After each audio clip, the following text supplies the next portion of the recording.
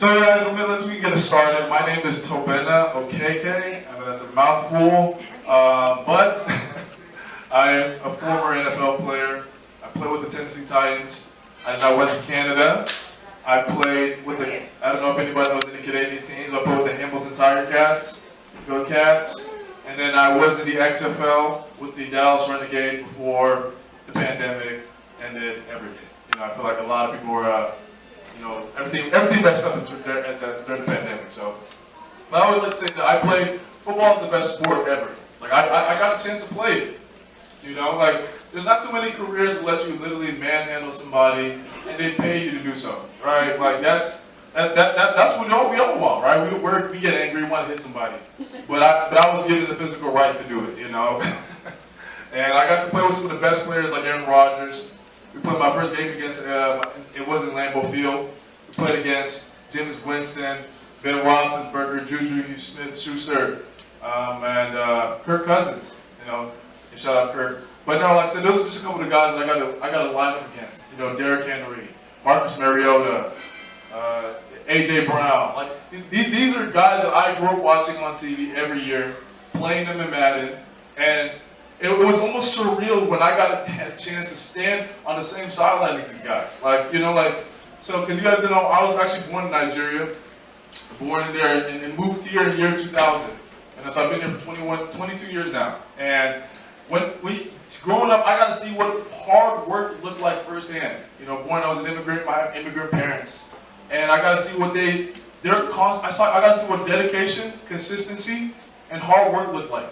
You know, we might not have had everything we wanted, but we had everything we needed, right? Like growing up, I didn't know what I wanted to be. If you would have told me I would have played in the NFL 22 years ago, I would have said you're lying. Like, I was skinny, I was ashy, I didn't, I would just, if you would have asked me at that point what I wanted to be growing up as a kid when I was 10 years old, I would have told you I wanted to be a Power Ranger. Like, all I wanted to do was beat up monsters and do backflips. You know, until I realized that it wasn't a real job, and I'm pretty sure their health insurance was out the roof, you know, like, you know, but it wasn't until my 9th grade year, we had a former NFL player, just like I am doing now, come speak to us, my football team. He showed us his jersey, he showed us his rings, he told us about the places he got to visit, the foods he got to eat, and the things he got to experience. And at that moment, I knew that that's what I wanted to do. And that was kind of hard for me telling my parents because, like, as if you guys know, Nigerian household, we gotta be one of 4 things. You gotta be either a doctor, you gotta be a lawyer, you gotta be an engineer, or you gotta be a failure, right? and it was hard because I didn't want to be any of those things. My older brother's an engineer, my sister, she's in med school, right? So I was kind of the outlier, you know, I was kind of the rut. But it wasn't until like I made that decision at that moment that I finally had the chance to play football, you know, like, and it was something where I didn't just show my parents that I could do it. I received multiple D1 scholarships. I was able to go to play I was a 3-year starter in college, and ultimately, like I said, I was a professional athlete. Like it was amazing. But life wasn't always like that. You know, I always like to start a story I used to hear growing up. So there was 3 sisters that lived together: 192, 196, and 198. One night, the 98-year-old goes up to take a shower. She starts filling the tub of water. She sticks her foot in, and she screams, "Hey, was I getting in or was I getting out?" The 96-year-old goes her downstairs. She screams, "I don't know, but let me come help you." And she's going up halfway through the stairs. She stops halfway, and she screams, "Hey, was I going up or was I going down?" And the 92-year-old is laughing at them downstairs, like saying, "I hope I'm not like you guys when I get older." And she knocks on wood for good measure. She said, "Let me come help you guys, but first let me see who's knocking at the door." There's a general theme in all of that I said right there. Because, you know, especially with a lot of people, there's a lot of people who have dreams and goals, that they start things and they don't finish them. We all know some people like that. They just talk, like they say they want to do something, and something happens in their life that is unexpected and they forgot. Like I said, the pandemic was hard for a lot of people.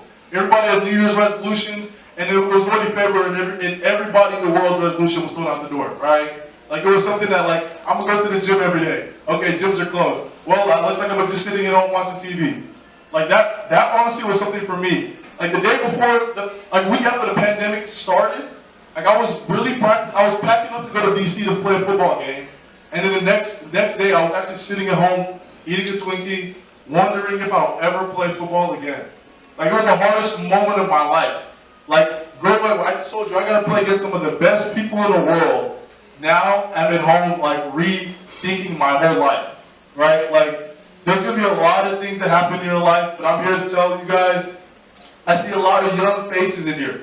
Like, a lot of young faces. Like, you guys don't have to let life determine you're going to be a chooser. Like, you guys get to choose. As cliche as the statement is, life is really only 20% what happens to you and 80% how we react from it, right? Because I'm pretty sure we've all been through things that did not work out the way we wanted, right? They said a joke is, the best way to make God laugh is to look up and come up with your own plans, right? Because it never goes the way we want, but it sometimes goes the way we need.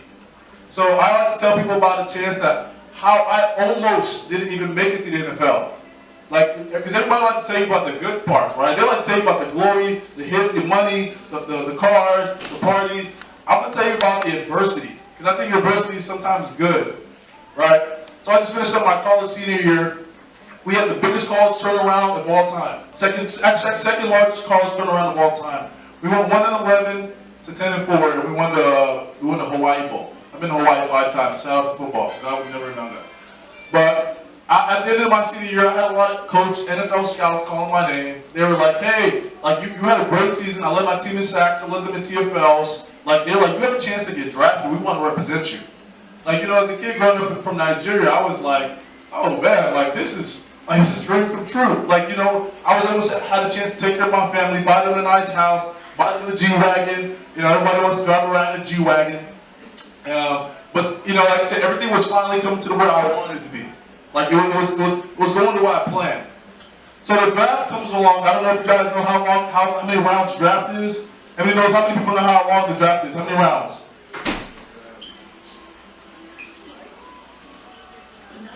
It's not close. It's like 7 rounds. But like 259 picks get called.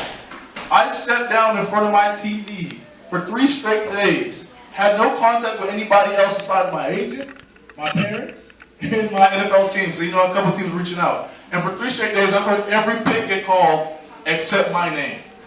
Right? I wasn't drafted. I wasn't even a priority.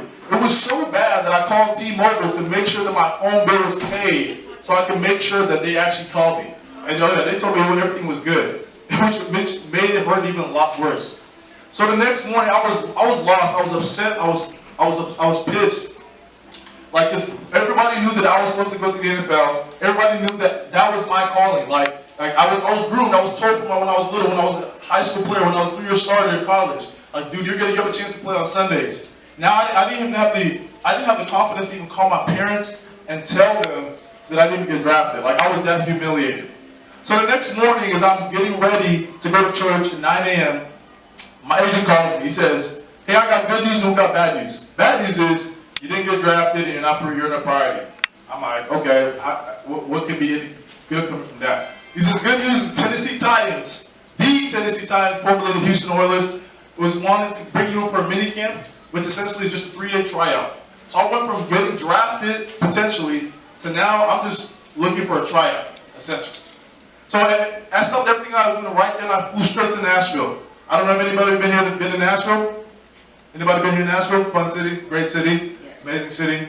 So I flew straight to Nashville, and as soon as I got to my hotel room, I sat down there and I wrote down on a piece of paper, I'm not leaving here until I sign an NFL contract, right? That was the kind of mindset that I had to have at that moment, especially coming from adversity when my whole life did not go the way I planned. My dreams weren't coming the way I wanted, but I had a chance right there, right? And they said that the true character of a person isn't when everything is going good and you have a success. The true character of a man is when you're going through hardship and loss. That's when you're going to show who you really are, right? It's easy to be happy and joyful where, you know, peaches and roses, everything's going good. But how are you going to react when things don't go your way, when you're going to have to adjust, when you're going to have to flip the script?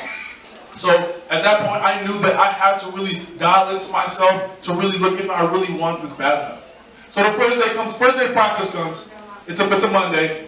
First day of practice comes, and I'm running around like a maniac. I looked like I had my head cut off. But I didn't care what anybody else thought about me. Like, so I didn't care if people liked me. I didn't care if my teammates thought I was a good player. I was a good team. I just wanted the coach to see I wanted it badly. Like, I wanted the team that I wanted to be there. Like, this is my chance. Like, I'm wearing the shield. I got the insignia on my chest, Tennessee Titan. I got the helmet on. Like, I'm ecstatic at this point. So after the first practice, we had a meeting. Coach calls us up. He sits us all down, and he says, "Who's 53 and where are you from?" I immediately stand up. My name is Tobenna, KK. He said, "Son, you had a great practice. Like, you had an amazing practice. You set the tone for the day. We want to see that every day. But let's see if you can keep it up." Like, at that moment, I was challenged, not by a coach, not by Coach Vrabel. I was challenged by myself because I could have easily taken that instant gratification right there and ran with it. Right? How many sometimes people we have in our life where we want something so bad, but when we get a little taste of happiness, we forego the end goal. Right? The end goal wasn't just a praise by my coach. The end goal was a contract. And at that moment, I wasn't aware with it yet. So I had to keep the foot on the gas. I couldn't be settled with just being happy at that moment, right? Like, I wanted what I came there for. So I chose to keep going harder. Long story short, the weekend goes by, I went crazy. I'm a madman out there. Like, I'm running around, I'm diving, I'm making tackles, I'm hitting people I might not should have hit. I was hitting the quarterback. Got a couple times called for that. So last day comes, I'm doing well, and I'm expecting for my name to be called to get a contract at that point. Like, I stand up, coach brings us up together. He's like, "Guys, I appreciate all the mini camp guys for coming out today. You guys work hard. You guys give everything you have." To me, I'm expecting him to call my name. He does the complete opposite. He says, "But you guys we are full right now. You guys, your plane ticket is ready. Take a shower and get on the bus, and we'll take you to the airport." Like, honestly, at that point, I felt humiliated again because I gave it everything I had. Like, I couldn't do anything more. Like, I thought my football dream was over before it even began, right? Like, it wasn't going the way I wanted. I thought I gave enough in practice to coach to see that I needed to be there, but that was everything but the case. But the only thing that allowed me to keep my head high was that I was able to get everything I did in practice. I literally emptied the bucket every day. Like, I gave everything I had. So I was okay to walk off that field with some pride and dignity only because of that. So as I'm taking the shower, getting ready to head to the airport, one of the assistant managers grabs my shirt. He said, "Hey, coach wants to talk to you." I'm like, "Well, you already come here once, you gonna come here twice?" Like, come on now. So I go to his office, to the empty office. In walks him, the GM, and the owner. They said, "Tobenna, you had a great weekend of practice. You exemplify what it meant to be Tennessee Titan. We want to sign you to a contract right now." Like, at that moment, I started to cry. You know, I'm a big dude, I'm a tall guy, but I was crying like a baby. You know, I wish I had a picture to show you guys. I got my baby blue Tennessee Titans hat on. I'm just signing the contract. And at that point, I was like, I called my dad. That's the first person I called was my dad. He's an old school Nigerian guy, you know, but he was crying too. And at that moment, I was like, I made it, like, right? But if I would have let the adversity happen when I didn't get drafted stop me, or I would have let myself be down because I wasn't drafted, I wouldn't have had the opportunity to get to that point. A lot of guys would have gave up because they were humiliated. But I use humiliation as fuel to my fire. Like, I use the adversity, I use the different path that it had to take me to get to where I wanted to be. I say life isn't happening what? To us, it's happening what? For us. Right? I use the analogy of a bow and arrow. What goes farther? I don't know if we got any hunters in here. What goes farther? When you throw an arrow or when you pull it back on the bow? When you pull it back on the bow, right? But every time you're pulling it back on a bow, that's adversity. Every time you're pulling the arrow back, that's stress. That's pressure. Right? But if we break under the pressure, we won't fly. Like, the arrow is going to break. But every time that stress and pressure is coming back, it's actually it's providing kinetic energy to propel you forward to where you want to go. It's not there to stop you. Sometimes we put periods in our life where there's supposed to be commas. We end the story before it's even over. Right? We don't need to put a period, we need to put a comma. I want a lot of run-on sentences. Right? I just want us to keep going and keep going and keep going. We can't get into the habit of when things go wrong in our lives, you know, that we just quit. We end up, we put the period, we close the book, and we said it's not for us. Sometimes we need to continually keep going. Sometimes we need to put that comma there and allow ourselves to go through a little stress. Because at the end of the day, if I would have not kept going, I wouldn't be up here talking to you guys about this. I wouldn't be up here talking to the kids I mentor about this. I wouldn't be been able to talk to even lead a path for any other immigrant person wanting to have a dream of being an athlete, right? Because I was 145 pounds as a freshman. I was 180 when I graduated high school. I was playing defensive end. I don't know if you guys know that position. It's a pretty big position. Like, these are big, grown men. And there's quarterbacks bigger than me. Like, I was tiny. But it was heart that got me there, right? Because it's easy for me to talk about the good things, but I like to talk about the bad things, because sometimes we like to put a negative connotation on adversity. I think adversity is good. My story is any different than somebody like anybody. We all know who Walt Disney is, right? I think for the most part we know who he is. He's Disneyland, Disney Channel, Disney Plus. I feel like everybody should have at one point had a chance to experience that. But no, he was actually fired from his first job because they said he wasn't creative enough. If he would have quit then, we wouldn't have all these great things. Right? We know Disney owns everything. So we wouldn't have the opportunity to experience these great attractions, these great shows, these great channels. Only if somebody would have quit. There's a guy named David Goggins. I don't know if anybody knows who he is. He's a Navy SEAL, only person to complete the SEAL training twice in Army Ranger School. Like, he grew up in poverty, grew up in abuse, grew up obese. He had to lose 100 pounds in a week to run an ultra marathon to get an opportunity to get into Navy SEAL training. And he did it. They tore his femur off his bone. The man went through a lot of adversity within that time. Like, it's not common, but they're regular people. They just choose to show up for themselves every day. Like, ordinary people do extraordinary things. They're not born any different. Let's say what? People are born the same. Some people just work a little harder. Everybody's born the same. Some people work a little bit harder. And I see a lot of young faces. I know you guys have a lot of great stories in here that I would love to listen to. Like, I like to say about injuries. Injuries are, who likes to get injured? Who likes to have injuries? Right? Nobody, right? I tell people all the time. I've torn MCLs. I've torn rotator cuffs. I've torn a groin all throughout college. And even if I would allow myself to stop, I wouldn't have been a 3-year starter, a 2-time captain. Right? Like, injuries suck. But it's the way you refrain yourself when you get injuries is what provides people to be great.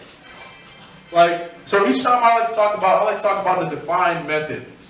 It's something I like to say because it's helped me every time I was hurt. It's helped countless other people every time they're hurt. They're struggling, going through things. When their back's against the wall, right? I like to give them this method because I don't believe I'm a motivational speaker. I don't like that. Because motivation is like icing. When you eat it a lot, it gets nasty. It might taste good. It might look good. It might sound good. But you guys can leave today and forget everything I said or told you. Because motivation is fleeting. Discipline and consistency get you where you want to be. And that's why I came to talk to you guys, because I know you guys, there's a lot of great people who've done a lot of amazing things in here. Like, and honestly, it's because of people like you, people who've influenced my life a lot. You know, my grandma, she was somebody that I really looked up to every day. She taught me so much things that I, to this day, still hold. Right? She's the reason I coined the phrase, your situation is not your destination. And every time I look down on myself, she would say that to me. She would pop me on the head, but she would say it to me too. You know, like, she was somebody that wasn't going to let me put my head down when things didn't go my way. Because she said that life is all about moments. We can't magnify bad moments in our life because it will let us appreciate the good moments. Right? Because the little attitude of gratitude goes a long way. Especially when you're going through something. It's easy to live in the picture so close and look at the bad, the fine details. It's harder to stand back, to take back, to have a little perspective, to look at the beautiful picture of your life. It's harder to do that because sometimes we're trained to look at the hard things. We're trained to be comfortable. What's comfortable for us sometimes is being able to run away from what hurts us the most.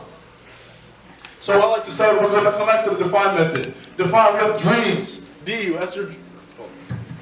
That's your dreams. Like, Most of us, I want you just to not to what are your dreams, identify your dreams. Your dreams are important.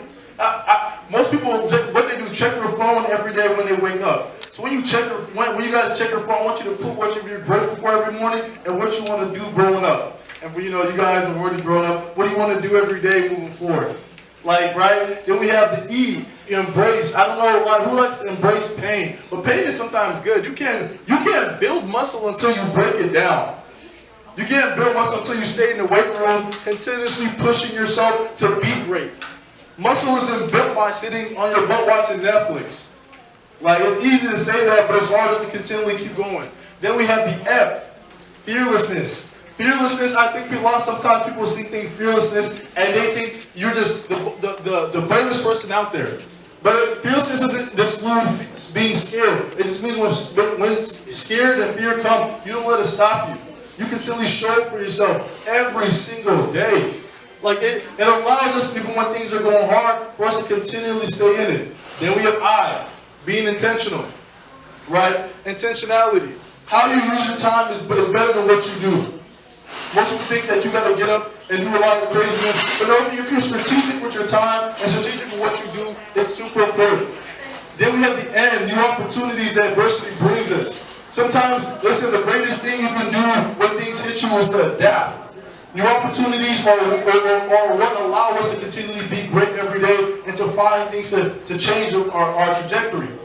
So they say the definition of insanity is doing the same things over and over and expecting a different result. Don't be insane. Try different tactics. Try different things. Whether it's getting up every day and trying a new workout, or just breathing, or how you go to sleep. What if it's not working for you? It's not bad to try a new way about it. Then we have the last thing is at E, enthusiasm. We gotta enjoy what we do every day. We gotta enjoy what we do every single day. Because if you're going through something and you hate what you do, why are you doing it in the first place? Enthusiasm allows us to get up every morning with a sense of gratitude, regardless of what's going on in our lives, and truly make the most of it. Right, that's define. I say define because it's so. Sometimes we let life define us before we even can do everything big. I let life define me when I was playing football. Like playing football was the best thing I could have done. I got to experience. I got to go to Hawaii 5 times. I got to go to Canada, and I've never been on a plane before football. Like I've never been, obviously before coming here, I've never been on a plane. And football's given me so many things, but it's honestly hurt me a lot. I like to tell people, a year after playing the NFL, I was homeless. Like I was homeless. I was couch surfing on a couple buddies' couches. I was eating McDonald's every day. I had literally 67 cents in my account at one point. I wasn't smart with my money. I was one of those guys that was statistic. I allowed myself to get caught up in what was going on, and when it all went away, I thought I was done. I thought my life was over. I felt inadequate. I felt hurt. I knew that I wanted more, but I didn't know how to do it. It wasn't until I said my grandma, she used to call me every single day. She used to tell me, "Baby, are you alright?" I'd be like, "Yes, ma'am." She said, "Did you eat today?" I said, "Man, yes, ma'am." But she knew I was lying. So I don't know how she do it, but she sent me money. She take care of me. One thing she told me is never allow what you're going through to define you. So every single day she would break me up. She said, "Get up and go do something." Like she said, go do something. Because sometimes when we're going through something, the hardest thing we can do is actually start something. We allow ourselves to be boggled mentally that we just sit around and lounge and wallow for ourselves. But I'm here to say that every day that you don't have to let it get to you. And that's why I wanted to come talk about like the sports today. Like football was one of the greatest things. My first NFL game, I got absolute blown up on national TV. Coach said, if the tight end comes across your face, hit him. The only thing that I wish he would have told me is how fast he was coming. The first thing I noticed is as soon as the tight end, the play starts, I come up the field, tight end comes across, hits me across the face. That's what they said in the NFL is what, not for long. Because if you keep getting hit to the head, you're gonna be in a wheelchair. So he hits me across the face, and at that moment I thought I was gonna get cut. I was like, man. First game, we're playing against the Green Bay Packers. We know this. I see the tight end hit me across the head. I'm like, man. The first place I look to is the sidelines, honestly. I'm like, oh, man, Coach is going to see this one right here. Coach is going to see this one. That's not going to be good. But the next play after that, that's why I said, Coach, life's all about moments. Because the very next play, Coach calls a dog blitz. I don't know y'all know what a dog blitz is. That's me coming across the A-gap and smacking the QB in the mouth. I come in, he says, Hunt, linebacker goes to the outside, other linebacker comes to the A-gap, I come in, I rush the QB, boom, tackle, sack, TFL. Right? That's why I say life is so crazy, because in one moment we could be having the worst moment of our lives. We could be looking crazy on national TV. Or we can move on to the next play, allow ourselves not to get bogged down by a mistake, a tragedy, and keep moving forward.